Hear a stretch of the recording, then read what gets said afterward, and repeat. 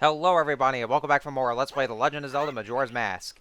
In the last episode, we defeated Twin Mold and beat the Stone Tower Temple, and so therefore we freed all four of the four giants. And that's all done, so we should be good for defeating the Skull Kid. In this episode, we're going to be doing some, once again, some post-dungeon cleanup, starting with turn all those stray fairies over here to the fourth and final Gray Fairy.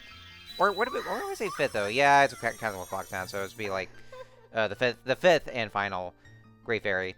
And she has piss hair. Okay, then. Oh, compassionate young man. Yeah, I kind of didn't want to do the suggestive dialogue anymore because, I mean, it's already run its course.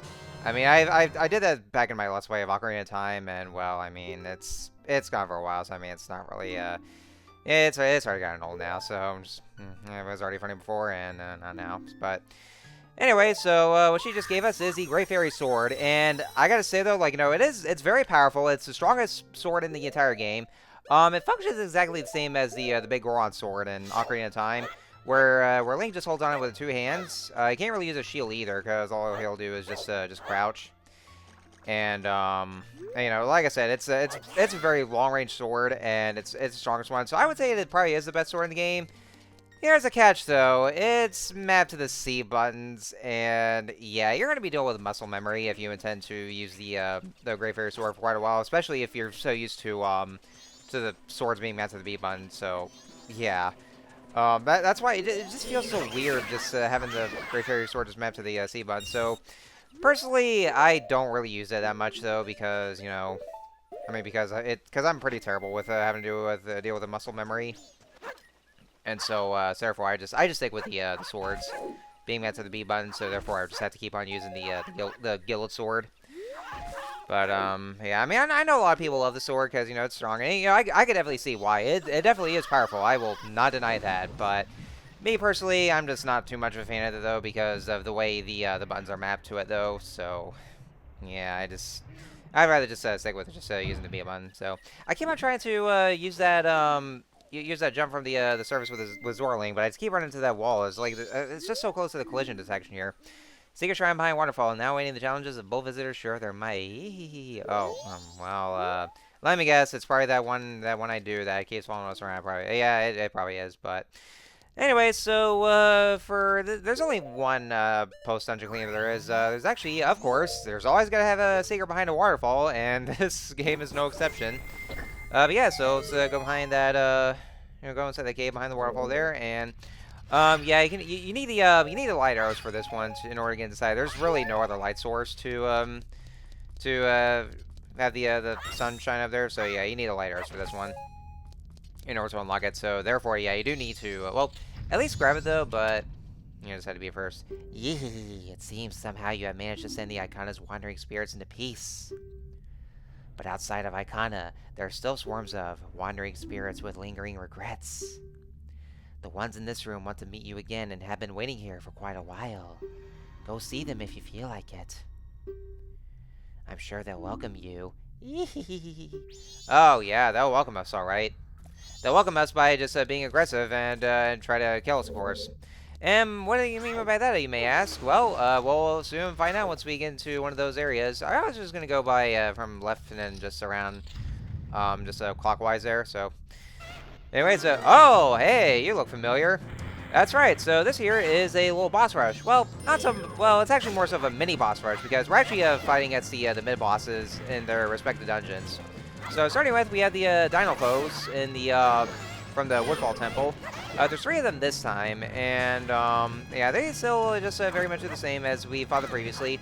However, since we have all of our upgrades, and basically, you know, we've gotten a lot stronger at this point after this journey, and so we've gotten all these bigger upgrades for us. And you know, with everything we've gotten so far with Link's arsenal being improved, then these mid bosses should be an absolute cakewalk, especially those Dino foes. They shouldn't really take that long nowadays as we've gotten stronger at this point.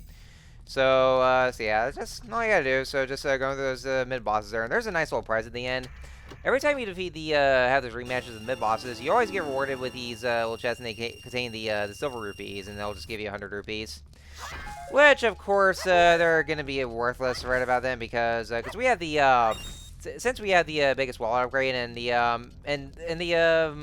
wall will just cap up to 500 rupees.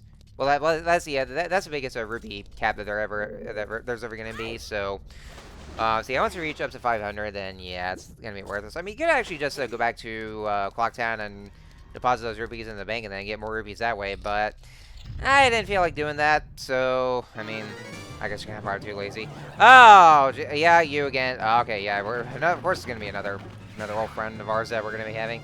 Yep, it's once again yet another Wizro fight, but don't worry, guys. This is actually gonna be the last one, or the last Wizro fight that we're gonna have. So after this one, I didn't mean that there.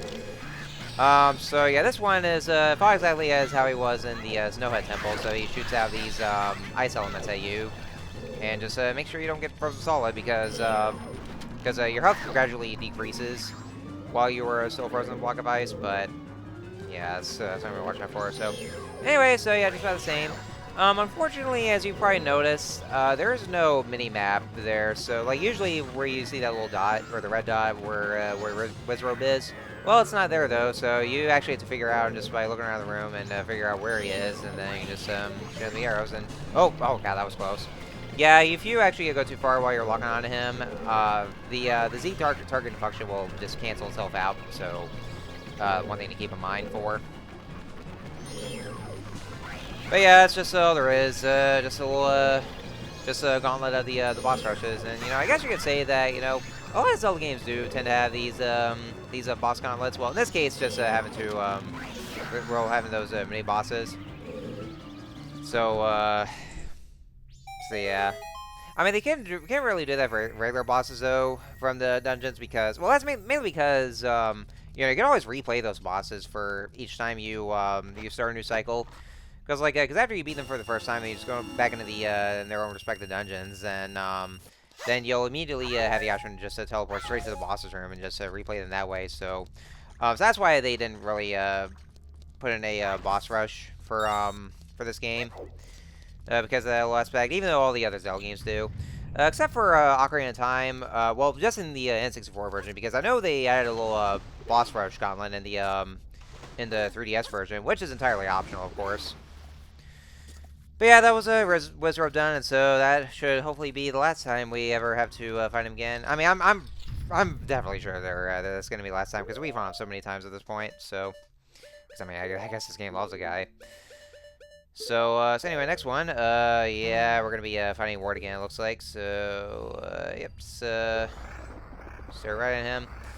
And yeah, of course, this well, it won't take as long though. But like I said, I've had the most trouble with this mid-boss while we were in the Great Bay Temple, because not only does it take a long while for this one, because he kind of, well, like I said, he plays just like with Argus from Link to the Past, but he just takes a lot longer though. So yeah, just do the same thing as you did. Like you just use either the bombs or the blast mask to get rid of those little schlobs that yeah, sorry, I think that's what they're called there. I mean, the stuff that's just that's protecting him. So yeah, that's all you gotta do. And yeah, actually, I think the best kind of strategy there is just use the regular bombs instead of the blast mask to actually separate them. In the process, while he opens his eye, it actually hits him too. So that's even more effective. So I would definitely recommend the bombs against this guy.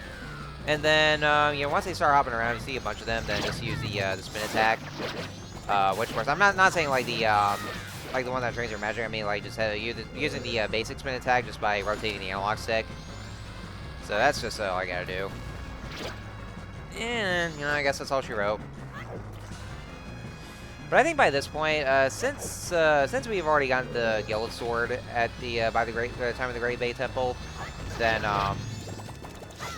then the rest of the bosses are just, or mini bosses are just about the same.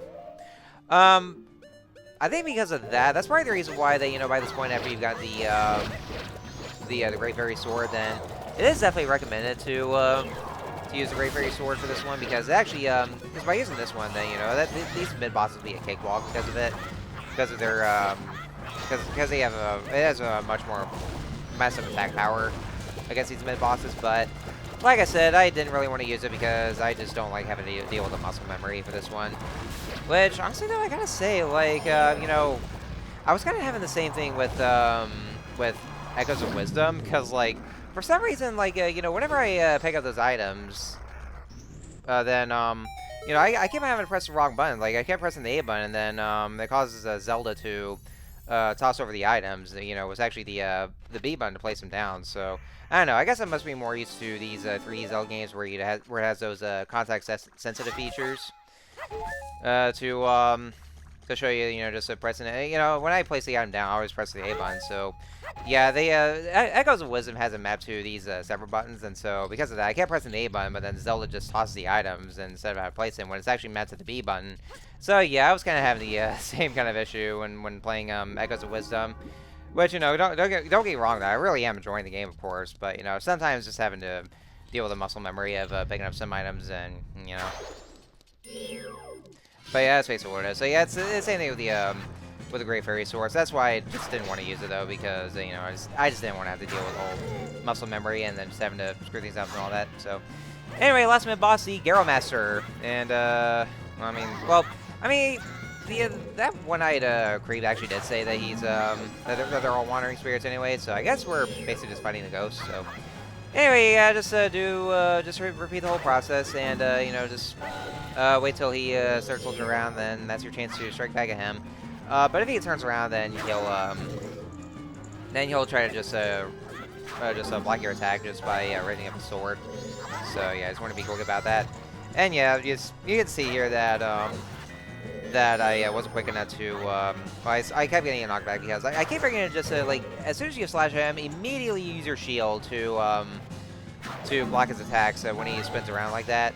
So yeah, that's what I kept trying to do. Yeah, I did it this time, thankfully, though. But yeah, just make sure you use your shield as soon as he does that. Which, I mean, might be a little too quick there, but you know, I kept trying to press the R button to use a shield, but I guess I was a little too late. I had to be quick enough to be able to do so, but you know.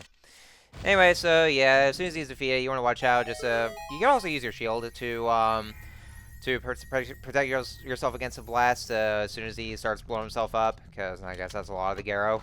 They have to blow themselves up as soon as they're defeated. Yeah, suicide in this Zelda game. So yeah.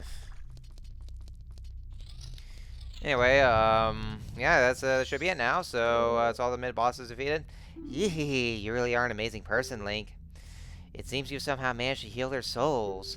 Maybe I shall vanish soon myself. Well then, yee. And yeah. I don't know what to make this guy, but anyway, so we have our prize coming up here, and then yeah, so let's go on up with this chest here, and we shall see what it's going to be.